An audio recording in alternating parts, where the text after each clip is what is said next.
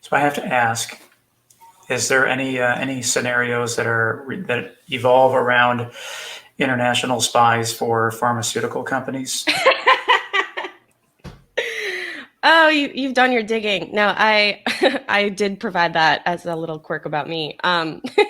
No, there are currently not in that way. There are FBI agents in a scenario where you're tracking down an A art spy forger. wouldn't give that information out, Tim. Let's be honest. I can tell she's lying.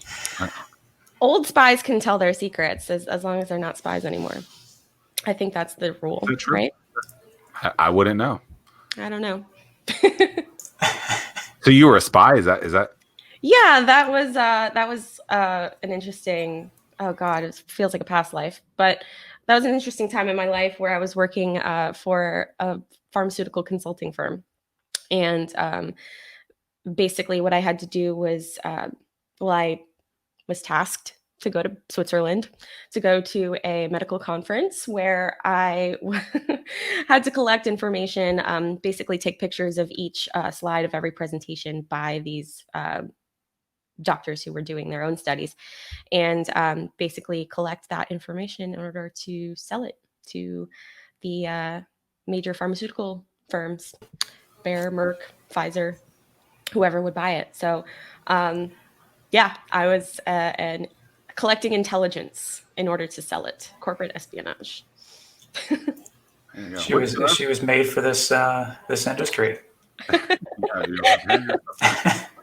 So I love to look at jobs like from years past, from decades past, and try to see if there's things that I learned in those experiences. So is there something in that job or something from the Switzerland pharmaceutical spying convention, I think is what I gathered out of that. Is there something out of that, or like a job that you at the time thought was ridiculously like stupid, but you actually, now later in life look at it and you're like, oh, that was a big learning experience. That was important. Yeah, never give the first never give the first number when negotiating your salary. What do you mean by that? Never give the first number. What do you mean? It's funny. On that trip, I actually, my coworker shared his salary with me, and I was very upset about it. Because he made more than you? I lowballed in the interview and threw out a number that I thought I was comfortable with. And turns out, yeah, sure, I was comfortable, but I would have been more comfortable in Mercedes like he was. So it's interesting with that. Like, why do you think that at the time you would throw out a salary that wasn't comparable to others? Because the salary thing is an interesting thing in the world where I think some people just want to make sure they get the job, but then they'll get the job and it's tens of thousands of dollars less than they probably could have gotten. Why do you think that you would go after such a small number at that point and not really do your kind of due diligence and research to figure out what I think you probably thought you were worth more, but you really wanted that job. So why didn't you go after more? I was fairly young at the time. I was a new graphic designer. I just graduated, and I looked at Glassdoor on like average salaries, and I think I kind of undervalued myself based on my experience. However, I was doing the work just fine, and the company was worth a little bit more than what I thought. And so, yeah, I think I just didn't really.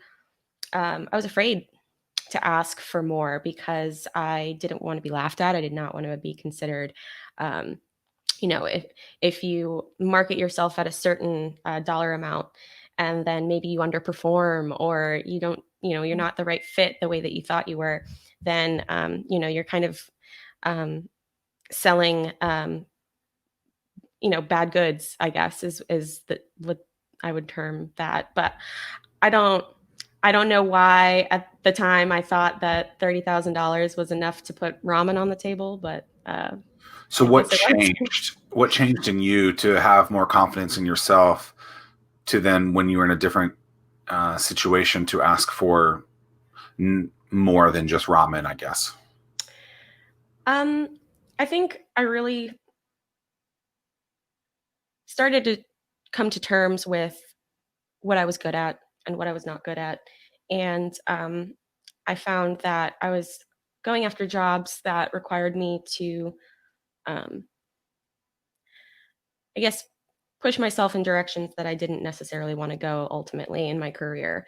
And I moved away from a lot of the graphic design lackey jobs that you can find when you have a graphic design degree. They, you know, it there's always the graphic design girl or the graphic design guy that just makes the things real quick for everybody, and is kind of like a robot in that way. So I moved uh, from feeling like those jobs were right for me to more of a more vocal position and having more of a voice and having more of a say in creative responsibilities and creative decision making. So that kind of changed. That kind of put me at another level, I guess. Put me a little bit higher on, in my career, and I started looking for things that I actually wanted to do instead of things that I was just capable of doing.